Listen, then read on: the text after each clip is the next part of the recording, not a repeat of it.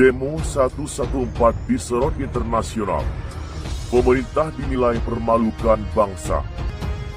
Jumlah mediasi yang memberitakan demo 11 April tersebut, diantaranya dari Reuters, membuat berita berjudul Indonesia menembakkan gas air mata untuk membubarkan protes di parlemen.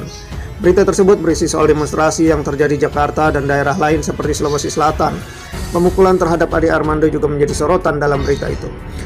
Media asal Jerman, Deutsche Welle, juga memberitakan demo 11 April. DW menulis berita berjudul Indonesia, ribuan mahasiswa memprotes rumor penundaan pemilu.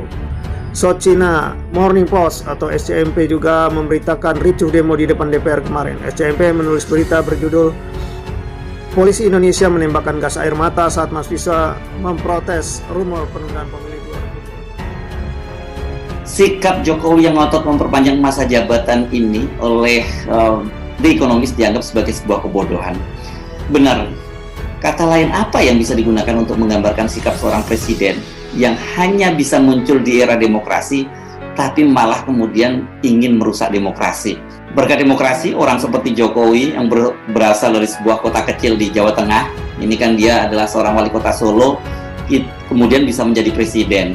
Padahal selama ini masih kata The Economist ya, Presiden Indonesia itu berasal dari lingkungan elit politik dan jenderal militer. Ini ya seputar-putar di Jakarta. Maafkan kalau dipersempit ini seputar Menteng gitu saja. Nah sekarang Jokowi malah ingin merusak demokrasi dengan memperpanjang masa jabatannya. Entah dengan menunda pemilu, dan kemudian memperpanjang masa jabatan, atau mengubah pembatasan dari 2 periode menjadi 3 periode. Padahal masa jabatan tanpa batas itulah yang terjadi pada seperti era Soekarno dan Soeharto yang ingin dikoreksi oleh era reformasi. Artikel kedua ini ditulis oleh seorang Indonesianis asal Australia yang sangat intens mengamati Indonesia, yakni Tim Lindsay. Dia menulis opini dengan judul yang cukup provokatif, Indonesian Battles Opposed to Postpone Election, dan kemudian ada ininya and undermine its fragile democracy. Indonesia sedang berjuang melawan desakan untuk menunda pemilu dan merusak demokrasinya yang rapuh. Lindsay ini seorang Indonesianis dari Universitas Melbourne, Australia, dan dia menulis opini tersebut di theconversation.com edisi 1 April 2022. Artikel yang ditulis oleh Lindsay ini cukup panjang dan komprehensif. Intinya dia mengingatkan bahwa Indonesia kembali ke era otoritarianisme pada masa Orde Baru. Dalam pengamatan Lindsay, godaan itu sangat kuat karena banyak sekali elit politik yang menginginkan Indonesia itu kembali ke sistem pemilihan presiden tidak langsung, yakni melalui MPR. Hal itu setidaknya terlihat dari keinginan sejumlah partai politik yang dimotori oleh PDIP untuk menghidupkan kembali PPHN atau yang dulu dikenal sebagai GPHN.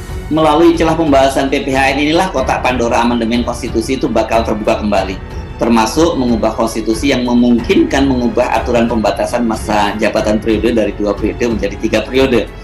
Sekali dibuka kotak Pandora itu, siapa yang bisa menjamin bahwa setelah diubah menjadi 3 periode, maka akan berlanjut menjadi 4 periode, 5 periode, dan seterusnya bisa sampai 7 periode seperti pada masa era Orde Baru.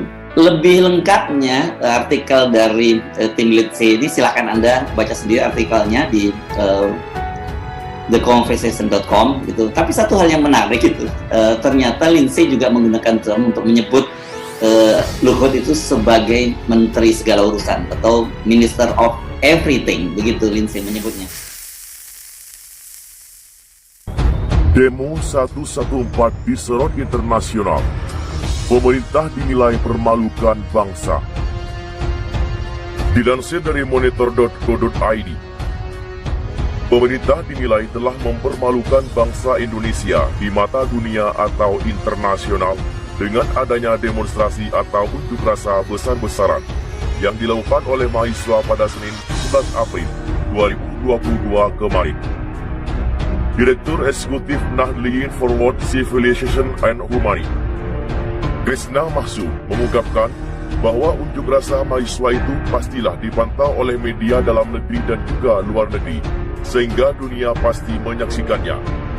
Kita ini kan sedang menjadi pantauan internasional ya. Jadi sangat memprihatinkan, karena walking group G20 ini sudah berjalan. Artinya, bahwa kelompok kerja G20 itu banyak diikuti oleh panitia lokal maupun internasional, ini sudah berjalan. Secara otomatis ini akan mempengaruhi kredibilitas Indonesia di mata internasional. Ya, ini sangat memprihatinkan, ungkapnya kepada wartawan di Jakarta pada Jumat 15 April 2022. Mahsum menilai, unjuk rasa besar-besaran yang dilakukan mahasiswa itu adalah akumulasi kekecewaan terhadap sikap pemerintah yang selalu saja melakukan hal-hal yang tidak produktif. Salah satunya terkait wacana penundaan pemilu dan perpanjangan masa jabatan presiden. Bahkan kalau saya katakan bahwa rezim saat ini sudah menjatuhkan kredibilitas bangsa Indonesia di mata internasional, ujarnya. Oleh karena itu, Mahsum pun meminta kepada pemerintah untuk berhenti melakukan hal-hal yang tidak menurunkan kredibilitas bangsa Indonesia di mata dunia. Salah satunya terkait wacana perpanjangan masa jabatan presiden. Mahsum menegaskan, pemerintah juga harus lebih peka dan mau mendengarkan masukan serta kritikan dari rakyat yang diwakili oleh para mahasiswa. Mahsum pun menyampaikan apresiasinya kepada mahasiswa yang telah menggelar unjuk rasa tersebut. Sebab menurut Mahsum, hal itu untuk memperbaiki Indonesia ke depannya. Selain itu, Mahsum menambahkan unjuk rasa mahasiswa tersebut juga sebagai langkah mengantisipasi rencana-rencana culas yang mungkin saja sudah dipersiapkan oleh oknum tak bertanggung jawab dan wacana perpanjangan masa jabatan presiden. Apa yang dilakukan adik-adik mahasiswa ini merupakan antisipasi konflik yang harus dilakukan karena pengalaman bahwa yang sudah terjadi pada Omnibus Law kemarin praktis ada semacam skenario-skenario yang tersembunyi. Apa yang dilakukan oleh adik-adik mahasiswa kemarin ini merupakan langkah yang tepat, ujarnya. Berikut komentar para warganet.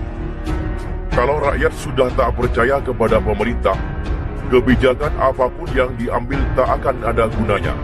Lebih baik lengser. Itu sudah diatur dalam TAP MPR. Cer Margiono. Demo mahasiswa telah menunjukkan kalau Indonesia tidak sedang baik-baik saja, ujar kok bisa percaya aja. Bravo mahasiswa Indonesia, 99% rakyat di pihak Anda, kecuali orang-orang kaya atau oligarki. Ngono loh Mas Bro, ujar Irman Tanjung. Indonesia lagi krisis demokrasi, ujar Ahmad Fatah. Saya malah bertanya-tanya, melihat perilaku pejabat-pejabatnya masihkah punya rasa malu, ujar Eka Gumanti. Krisis kepemimpinan, sangat luar biasa bohongnya. Sulit dipercaya lagi, kita hanya bisa menunggu demo mahasiswa selanjutnya, tanpa ditunggangi Ade Armando dan kawan-kawan, ujar Sudarman Madi. Memang fakta rezim Jokowi gak becus kerja, ujar GPB Maling Bansos. Sebaiknya mahasiswa menjadi kontrol kekuasaan. Karena di parlemen tidak ada oposisi. Kebanyakan partai sudah menjadi koalisi pemerintah, ujar Yusus. Memang Allah akan menunjukkan kebodohan-kebodohan manusia yang akan melakukan hal-hal jahat, ujar Anonymous User. Ada berapa ketua partai yang ingin berkhianat pada konstitusi?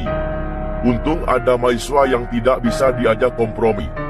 Semoga kalian para mahasiswa baik-baik semua, ujar Wawan Anwarudin. Urat malunya udah putus, yang dikejar cuma jabatan dan duit, ujar Anonymous User. Tepat sekali itu media asing dalam melihat fakta keadaan masyarakat Indonesia. Memang itulah fakta yang jelas dan gamblang bahwa pemerintah telah mempermalukan bangsanya sendiri. Dengan jelas ingin akal-akalin presiden 3 kalilah, atau diundur pemilu lah. Seolah-olah tidak ada yang tahu konstitusi dan undang-undang ini. Memang sangat memalukan. Jelas sekali nafsu serakahnya, ujar Sumarjo. Di mata dunia bagus, di mata rakyat kurang bagus. Berarti ada yang error tuh dalam mengurus rakyatnya. Maka perbaiki seperti ekonomi. Semua rakyat pasti sudah tahu ekonomi serba mahal. Yang cukup merepotkan sebagian rakyat di bawah sementara pemerintah seperti tidak mau tahu. Bagus tuh ada yang kontrol mahasiswa. Kalau tidak, makin terpuruk rakyat ini, ujar Anonymous User. Aneh adminnya, demo kok memalukan bangsa. Demo adalah sesuatu yang wajar dalam sebuah negara demokrasi. Yang tidak wajar adalah mereka yang menunggangi demo mahasiswa yang memiliki agenda menjijikkan, ujar Argopuro.